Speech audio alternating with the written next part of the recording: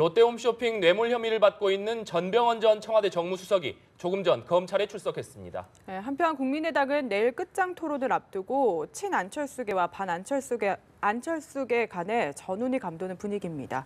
네, 서양우 두문정치전략연구소 소장 김병민 경희대 개건교수 두 분 모시고 정치권 이슈 짚어보겠습니다. 어서 오십시오. 어서 오십시오. 안녕하세요. 네, 대담에 앞서서 먼저 전병헌 전 수석이 조금 전인 10시에 피의자 신분으로 검찰에 출석을 했는데요. 출석 당시 모습 한번 보시고 대담 이어가도록 하겠습니다. 다시 한번 과거 의원 시절 두 전직 비서들의 일탈에 대해서 송구스럽게 생각합니다.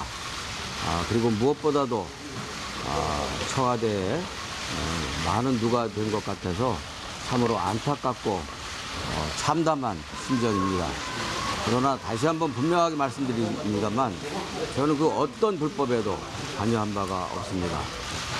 검찰에서 저에 대한 의문과 오해에 대해서 충분히 설명하도록 하겠습니다. 네, 방금 보신 대로 전병헌 전 수석 어떤 불법에도 관여한 적이 없다 이렇게 밝혔습니다만 검찰이 일단 피의자 신분으로 소환한 거 아니겠습니까? 일단 검찰이 어떤 부분에 대해서 집중적으로 조사할 것으로 보십니까? 네, 오늘 아침에 언론 보도에 따르면 문재인 대통령이 전병헌 전 수석의 사의를 받아들여서 사표를 전자결제 형태로 수리를 했다고 합니다. 그래서 지금 일반인 신분으로 피의자로 검찰에 소환되었는데요. 아마 현재 전병헌 전 수석의 측근 3명이 횡령 혐의와 범죄 수익 은닉 혐의로 이미 구속돼 있는 상황입니다. 그래서 검찰이 아마 횡령과 범죄 수익 은닉 혐의만 밝혀낸다라면 전병헌 전 수석에 대한 구속은 상당히 어려울 것 같다는 생각이 들고요. 대신에 현재 검토하고 있는 제3자 뇌물수수 혐의, 제3자 뇌물수수 혐의가 입증되려면 부당한 청탁과 대가가 필요한데 부당한 청탁이 바로 롯데홈쇼핑이 전병헌 전 수석이 2015년 당시 국회 미래창조과학방송통신위원회 소속으로서 홈쇼핑 인허가를 하고 있는 방송통신위원회 영향력을 행사할 수 있는 위치에 있다. 따라서 재승인에 대한 부당한 청탁을 받고 그 대가로 롯데홈쇼핑이 e스포츠 협회에 3억의 후원금을 내게 하고 그 3억의 후원금 중에 일부를 전병헌 의원 측에서 1억 정도를 불법 정치자금으로 수수했다. 이 혐의를 입증한다라면 네. 전병헌 수석의 인신에 대한 구속 여부까지 결정이 나겠지만 그렇지 않을 경우에는 말씀드린 대로 3인 측근에 대한 구속으로 끝날 가능성이 매우 높다는 생각이 듭니다. 네, 전 수석을 불렀다는 건 그만큼 검찰이 좀 자신이 있다 이런 느낌으로 내비치는데 교수님 그렇죠. 어떻게 보십니까? 그러니까 참고인이 아니라 피의자 신분으로 소환을 했다라는 거고요. 그리고 바로 직전까지 청와대 실세로서 정무수석이 재직하고 있었던 상황을 그러니까 검찰이 아무런 혐의를 단서를 포착하지 못하고 단순하게 의견을 진술하기 위해서 소환했다고 보기는 어려운 측면들이 있을 겁니다. 그러니까 앞서서 전병헌 수석이 국회의원 시절 있던 때에 비서관들이 구속영장이 다 발부가 됐고요. 그리고 롯데 이 홈쇼핑으로부터 후원금을 받고 여기에 대해서 자금을 유용하는 데 결정적인 역할을 했다라고 보는 한국 e스포츠협회 사무총장도 구속이 돼 있는 상황이고 또 검찰에서 나오고 있는 여러 가지 얘기들을 종합해 볼 때 전병헌 전 수석의 가족들이 롯데에서 발급한 이 기프트 카드를 또 사용했다는 흔적들까지 파악하고 있는 상황이기 때문에 여기에 대한 이제 전병헌 수석의 입장들을 쭉 들어볼 것 같다는 생각이 들고요. 다만 이제 전 수석이 사의를 표명했을 당시에도 대통령께 누가 되고 싶지 않다라는 표현과 함께 본인은 불법에 관여한 바가 없다고 했는데 오늘 검찰 포토라인 앞에서 선 발언도 거의 흡사한 얘기를 하게 되는 겁니다. 그럼 이제 혐의를 계속해서 모든 것들을 완강히 부인하고 있다는 건데 검찰이 어느 정도의 입증을 자신할 수 있는 자료를 갖고 있는 상황에서 전 수석이 끝까지 혐의를 부인한다면 저는 이제 구속영장에 대한 발부 아니면 추가적인 압수수색 여부까지도 검토할 수 있다라고 보여집니다. 네, 지금 문재인 정부가 출범한 지 6개월 남짓 되지 않았습니까? 이 정무수석이라고 한다면 청와대 직제상 비서실장과 정책실장에 이어서 그 다음에 이어지는 상당히 고위급이라고 봐야 되는데 일단 전병헌 전 수석이 무죄를 주장하고 있습니다만 만약에 혐의가 밝혀진다면 역시 이 파장 만만치 않지 않겠습니까? 그렇죠. 양날의 검이 될 가능성이 매우 높은데요. 제가 볼 때는 청와대 정무수석의 재임 시절에 발생한 사항이 아니기 때문에 2015년 국회의원 시절에 발생한 문제라서 직접적 영향은 없을 것입니다만 야당에서는 검증의 소홀이라던가 적폐청산에 주무하고 있는 청와대 내에 있는 주요 선임 수석이 이런 문제가 있는 것에 대해서 아마 정치 공세를 강화할 것이기 때문에 그만큼 그 청와대 정부 여당으로서 상당히 부담으로 작용할 수밖에 없다는 생각이 들고요. 다만 양날의 검이라고 말씀드린 것처럼 또 한 측면에서는 봐라. 적폐청산에는 여야도 진보 보수도 없다. 성역 없이 수사한다. 따라서 향후에 이런 문제가 생기는 여야 정치는 가릴 것 없이 사정의 칼날을 엄정하게 휘두를 것이다 네. 라고 하는 그 차원으로 검찰 수사에 오히려 힘이 실려서 적폐청산에 더 그 검찰이 속도를 낼 경우에는 정치권에 돌아온 부담 상당히 클 것이라는 생각이 듭니다. 따라서 청와대는 부담스럽겠지만 검찰로서는 국민들로부터 사랑받는 검찰로 거듭날 수 있는 계기로 보고 아마 정치권 사정에 더 박차를 가할 수 있는 계기도 될 수 있다. 그런 그 두 가지 점이 있다는 생각이 듭니다. 네. 저는 이게 이제 청와대에 더 부담이 될 수밖에 없는 게 정무수석 재임 시절의 일이 아니라 전 국회의원 시절의 일이었다라는 겁니다. 그래서 국민의당의 최명길 최고위원 같은 경우도 이 조국 민정수석, 조현옥 인사수석에 대한 문제를 제기하고 나서는 게 과연 이 문제가 과거에도 수차례 언론에 보도된 바가 있었고 이 문제를 청와대가 인사검증하는 과정에서 과연 몰랐겠느냐 아니면 이 내용을 가지고 문제가 있다라고 보고를 드렸는데 인사권자가 이 문제를 묵살하고 임명한 것이냐에 대한 문제 제기를 하고 있는 터라 실질적으로 검찰의 수사 결과 전병헌 수석이 관련 혐의에 깊게 개입이 돼 있고 범죄 혐의가 입증이 된다면 청와대의 부담감은 굉장히 더해질 수밖에 없지 않는가 이렇게 보는 시각도 있습니다. 네, 그래서 청와대가 지금 이렇게 별다른 언급 없이 침묵하고 있는 걸까요? 청와대 입장에서는 지금 이제 자칫 잘못 발언을 하게 됐을 경우는 검찰이 수사에 가이드라인을 줄 수 있다라는 측면 때문에 굉장한 부담감을 갖고 있을 겁니다. 따라서 지금은 전병헌 수석에 대해서 그리고 이게 지금 현재로서는 전 수석은 개인에 대한 비리 혐의를 받고 있는 거지만 국정원의 특수활동비 의혹, 연루 의혹에 대해서는 여야 정치권 가리지 않고 지금 거론되는 인물들이 많이 있거든요. 그러니까 여기에 대해서는 말 그대로 검찰이 적폐청산 수사를 공정하게 진행하고 있다라는 메시지를 주기 위해서라도 수사가 종료되는 시점까지 청와대가 특별한 메시지를 내긴 어려울 것으로 보입니다. 네. 이런 가운데 이 박근혜 정부 당시 국정원장 3인방 가운데 유일하게 이 영장이 기각됐던 이병호 전 국정원장 이 검찰에 재소환 돼서 조사를 받다가 귀가를 했는데요. 일단 지난번에 이 깜짝 발언이 있지 않았습니까? 이번에도 이번 검찰 조사에서도 깜짝 발언을 했을 가능성 있을까요? 아마도 검찰은 상당히 그 스타일을 구겨서 기분이 상당히 나빴을 것입니다. 검찰 조사 과정에서는 그 이병호 전 원장이 박근혜 전 대통령의 특활비 요구에 대한 지시에 대한 언급을 하지 않았거든요. 네. 그런데 구속영장 실질심사하는 재판부에는 이 얘기를 함으로써 재판부가 보기에는 이 사람은 진실을 이야기하고 있기 때문에 증거인멸의 우려가 없다라고 불구속방하게 된 계기가 되는 겁니다. 그래서 검찰은 아마 불러서 다른 국정원장 두 사람과 비교해서 그 죄가 적진 않거든요. 전체 특활비 40억 중에서 집행한 금액이 25억이나 되고 그중에 특히 5억 원은 청와대가 진박을 감별하기 위해서 지난 총선에 여론조사한 비용을 국정원이 대납해 줬습니다. 그래서 그 죄질이 나쁘지 더 중했으면 중하지 덜 하진 않기 때문에 아마 그 추가적인 문제에 대해서 조사를 할 것 같고 특히 대통령의 지시와 관련된 언급된 부분에서 추가 진술이라던가 추가 증거를 제시할 경우에는 아마 검찰에서도 영장을 재청구하기에는 쉽지 않을 것 같고 그만큼 검찰 수사에 협조한다면 구속하지 않은 상황에서 기소할 가능성이 높다는 생각이 듭니다. 네, 지금 좀 영장 재청구 가능성을 낮게 보셨는데 지금 그 방안 검토 중이다 이렇게 이야기는 나오고 있거든요. 검찰 발에서 그렇게 얘기를 할 수도 있다라고 보여집니다만은 박근혜 정부 시절에 재직했던 국정원장 3인 전체가 구속되는 것도 검찰의 수사 입장에서 부담감일 수 있는 겁니다. 그러니까 죄를 밝혀내게 되는 수사 재판 과정들을 지켜볼 수 있겠지만 여기에 대해서 이제 증거인멸과 도주의 우려들을 심각하게 보고 난 다음 구속영장을 청구해야 되는 건데 이병호 전 원장 같은 경우는 실질적으로 누가 청와대에서 특수활동비에 대한 상납을 지시했는지를 명확하게 밝히고 있는 터고요. 다만 지금 이제 문제가 되고 있는 것 하나는 특수활동비가 상납됐던 40억의 금액 말고도 한 30억에 달하는 금액이 어디로 갔는지 이 용처를 파악할 수가 없다라는 얘기가 나오고 있는데 이 문제에 대해서 과연 검찰이 이병호 전 원장에게 끝까지 추궁할지 여부는 조금 별도의 문제인 것 같습니다. 네. 이런 가운데 조금 전 검찰에서는 이 특활비 1억 원 상납 의혹에 휩싸인 자유한국당 최경환 의원 집과 사무실을 전격 압수수색했다 이런 소식이 전해졌습니다. 아무래도 이 최 의원에 대한 검찰의 소환 조사가 임박했다 이렇게 봐야겠죠. 그렇습니다. 아무래도 그 최경환 의원에 대해서는 그 최경환 의원이 동대구에서 만약에 받았다면 할복하겠다라고 한 얘기까지 하고 있지만 뭐 현금에는 꼬리가 없기 때문에 그렇게 강력하게 부인을 할 수밖에 없는 것 같습니다. 그런데 검찰에서는 그 두 가지의 확실한 물증을 가지고 있는 것 같습니다. 하나는 이현수 전 기조실장, 국정원의 기조실장은 예산과 인사를 담당하는데 그 기조실장이 특활비가 어느 누구에게 얼마나 갔는지에 대해서 기록한 장부를 아마 검찰에 제출한 것 같고요. 예. 또 아시겠지만 이병기 전 원장도 이현수 기조실장의 건의를 받아들여서 본인이 특활비를 집행했다라고 인정을 했기 때문에 국정원의 이런 그 진술, 또 하나는 정황적으로 최경환 그 의원이 당시에 국정원의 예산을 담당하고 있는 경제부총리 위치에 있었다는 겁니다. 그렇기 때문에 국정원의 정치권에서 예산 삭감 문제가 주요 쟁점이었기 때문에 충분히 국정원으로서는 로비의 대상에 집중적 대상으로 거론될 수 있다는 점에서 합리적인 의심이 가는 거고요.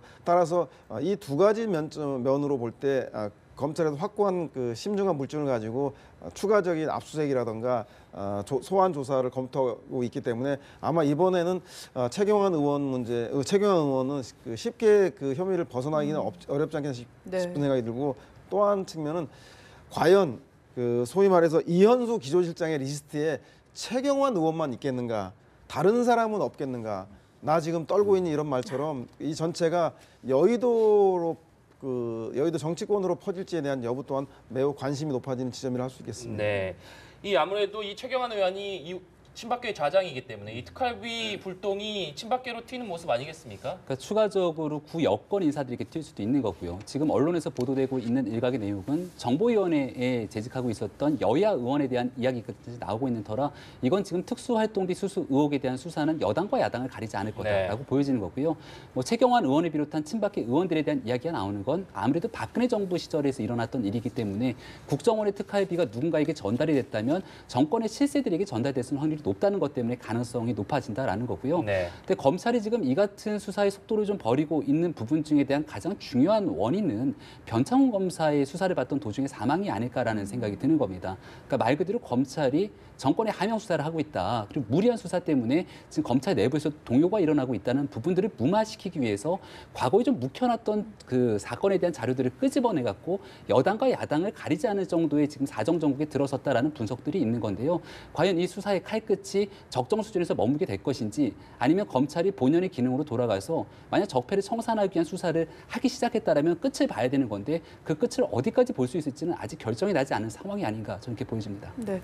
그런데 좀 여담이긴 하지만 지금 최경환 의원이 할복자설이라도 하겠다 이렇게 이야기를 했는데 의원들을 보면 보통 약간 이런 식으로 목숨을 내놓겠다 이런 발언들을 많이 하는 것 같아요. 그만큼 좀 치명적이다 이렇게 봐야 될까요? 그렇죠. 만약에 사실이면 아마도 1억 이상이기 때문에 뇌물 혐의, 상납의 그 부분이 밝혀지게 될 경우에는 아시겠지만 10년 이상의 징역에 무기징역 이하를 받을 수 있기 때문에 정치적 생명뿐만 아니라 향후에 어떤 정상적 활동이 불가능할 정도로 큰 타격을 받기 때문에 아마 강력하게 부인하는 거고요. 또 하나는 잘 아시겠지만 현금에는 발이 달려 있지 않기 때문에 그것을 입증하기가 쉽지 않습니다. 따라서 그 부분에 대해서는 철저하게 부인함으로 통해서 입증하려면 검찰 당신들이 입증해라라고 하는 것이 아마 그동안 정치 자금을 대하했던 의원들의 기본 원칙이었기 때문에 이 입장을 최경환 의원도 고수하고 있는 것 같다는 생각이 듭니다. 네, 이렇게 이 검찰의 특수활동비에 대한 수사 강도가 높아지면서 자유한국당 홍준표 대표, 이 검찰도 매년 100억 원의 특활비를 법무부에 상납해왔다, 이를 조사해야 된다 이렇게 주장하고 있거든요. 이 부분은 어떻게 보십니까? 그렇죠. 이제 국정원에서 청와대로 특수활동비를 상납했던 게 이제 뇌물과 국고손실 혐의를 받고 있다라고 얘기를 하고 있는 건데 그 수사의 주체는 지금 검찰이지 않습니까? 근데 검찰의 수사의 목적으로 특수활동비가 배정이 돼 있는데 검찰에 대한 인사권 그리고 수사에 대한 권한을 갖고 있는 법무부의 특수활동비를 올렸다라면 이 또한 같은 문제가 아니냐 제기를 하고 있는 거고요. 법무부 입장에서는 그게 아니라 검찰에 대한 예산을 총괄하고 정부에서부터 편성을 받는 건 일단 법무부로 편성돼서 내려오는 부분이기 때문에 그래서 정도가 좀 다르다고 주장합니다. 그럼에도 불구하고 특수활동비라고 하는 부분들은 분명히 일반적인 정부의 예산과 용처가 다르고 여기에 대해서 쓴 기록을 남기지 않기 위한 특수한 목적의 용도로 사용해야 되는 건데 이걸 법무부 장관이 써라, 법무부에서 이 돈을 특수활동비를 써라라고 규정돼 있는 정황은 전혀 없거든요. 그렇다면 검찰에서 수사에 대한 목적을 가지고 배당된 특수활동비를 법무부 법무부가 이 내용을 가지고 썼다라면은 이 또한 문제가 될 수 있는 거고 지금 특수활동비에 대해서 가장 문제가 되고 있는 건 영수증이 없는 돈이기 때문에 현찰을 융통해서 돌아다니게 되는 건데 이걸 이제 목적에 관계없이 사적으로 남용했다라는 부분 때문에 큰 문제가 되고 있는 거거든요. 네. 이거 이제 사적으로 떡값이라든지 개별적인 목적으로 누군가에게 돈을 주는 것 이낙연 총리마저도 이 내용에 대해서 분명한 문제다라고 선을 걷던 만큼 법무부에 대해서도 이 검찰의 특수활동비를 과연 얼마나 어느 정도의 목적으로 누구에게 어떤 용처로 썼는지에 대한 조사도 아마 불가피한 상황이 아닐까 이렇게 보이긴 합니다. 그런데 홍준표 대표가 검찰을 공연히 물고 들어진 건 전형적인 물타기입니다. 우리가 그 특수활동비가 오남용되는 것은 분명히 제도적으로 막아야 됩니다. 즉 업무 추진비 성격의 경력금으로 많이 쓰이고 있는데 아마 검찰에서 법무부로 그 제공한 것도 이런 거고요. 또 박근혜 전 대통령이 일부 수석과 비서관들에게 떡값용 경력비로 준 것들 잘못된 오남용의 그 업무 추진비 성격인데 이런 것들도 개선돼야 되지만 특수활동비가 가장 큰 문제로 제기되는 것은 이것을 사적인 용도 개인의 그 피부 미용이라든가 실리프팅비 그리고 의상실에 옷값 대납을 했는 의혹이 있는 박근혜 전 대통령의 특활비 사적 남용의 문제와 또 하나는 이것이 정치와 선거에 개입하기 위한 목적으로 특정한 정당의 당 후보의 당락을 위한 목적으로 쓰여졌다는 것. 이 문제는 심각하기 때문에 이 문제의 그 헌법의 위반과 법률 위반할 가능성이 매우 높기 때문에 이 문제와 관행적으로 특활비가 잘못 쓰여진 부분은 좀 구별해서 문제를 삼아야 되지 않겠나 싶은 생각이 듭니다. 네, 좀 화제를 바꿔서 국민의당 이야기를 해보겠습니다. 내일 끝장 토론을 한다고 하는데 지금 봐서는 친한과 반한 간에 뭔가 타협점이 없어 보이거든요. 그러니까 갈등골이 너무 깊고요. 이 사건이 촉발되게 된 계기는 안철수 대표가 한 대학의 강연에서 빅텐트론을 다시 한번 끄집어냈던 게 이제 화근이 됐던 것 같습니다. 이 빅텐트론이라는 거는 단순하게 바른정당과 국민의당의 통합만을 얘기하는 거냐라는 거에 대한 의구심을 제기할 수 있는 거고 지금 평화개혁연대를 만들겠다고 주장하고 있는 박지원 전 대표 같은 경우는 이건 단순하게 국민의당과 바른정당의 통합을 넘어서 과거 YS 시절의 3당 합당 같은 그러니까 자유한국당까지 통합을 크게 포석에 두고 있는 거라면 국민의당의 창당 정치가 맞지가 않다 이렇게 주장하고 있는 거고요. 네. 안철수 대표 입장에서는 이대로 국민의당 가만히 놔두면 호남계 의원들을 중심으로 민주당으로 넘어가게 되는 또 창당 정신에 맞지 않다고 지금 부딪히게 되는 형국입니다.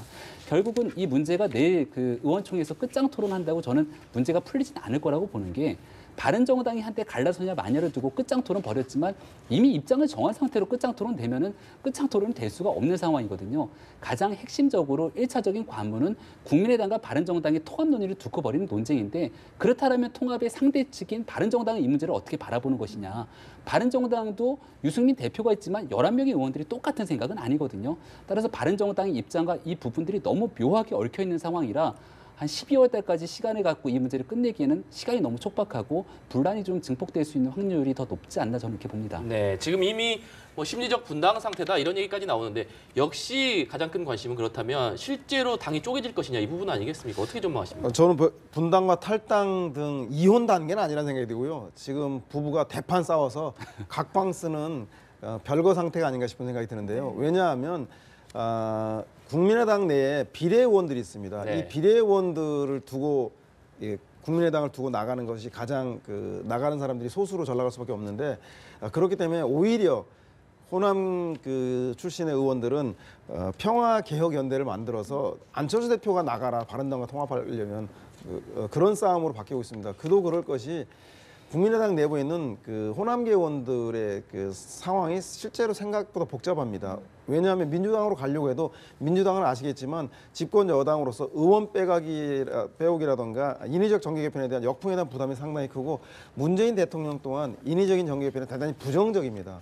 그리고 아시겠지만 내년 지방선거와 내후년 총선에서 민주당 내에 있는 원외 호남 지역 위원장들의 반발도 거세기 때문에 아마 국민의당 호남계 의원들이 쉽게 민주당으로 갈 수도 없는 상황입니다. 따라서 국민의당 내부에 있으면서 오히려 안철수 대표가 통합을 이렇게 바라면 바른정당과 합치기 위해서 밖으로 나가라라고 하는 싸움을 하기 위해서 평화개혁연대를 만들어서 사실상 당내 투쟁에 돌입한 걸 보아야 한다는 생각이 들고요. 이 분열과 대립이 극대화되어서 탈당과 분당으로까지는 아직도 지방선거까지 시간이 있기 때문에 연말 연초까지는 내부의 국민의당 내부의 권력 다툼으로 내용이 더 강화될 가능성이 높다. 아직까지는 탈당과 분당은 시기상조가 아닌가 싶은 생각이 듭니다. 네, 이렇게 이 국민의당의 내용이 상당히 심각한 상황인데 지금 예산국회가 진행 중이고 또 정부 여당으로서는 이 각종 개혁 입법 과제를 처리해야 되는 상황 속에서 국민의당의 도움이 절실하지 않겠습니까? 네. 그런데 이 국민의당이 이렇게 내부 분열을 겪고 있기 때문에 민주당으로서도 고민이 있을 것 같은데 이 부분 어떻게 보십니까? 그러니까 일단은 기본적으로 지금 당장 눈앞에 놓인 과제가 홍종학 후보자에 대한 임명 아니겠습니까? 근데 국민의당과 바른정당이 여러 가지 내용을 겪고 있는 상황에서 한 걸음도 앞으로 나아가지 못하고 있는 상황이기 때문에 오히려 여론적 지지를 높게 받고 있는 문재인 정부 입장에서는 전국을 주도적으로 이끌어가는 데는 더 효과적일 수 있다라는 판단이 저는 개인적으로 들고요.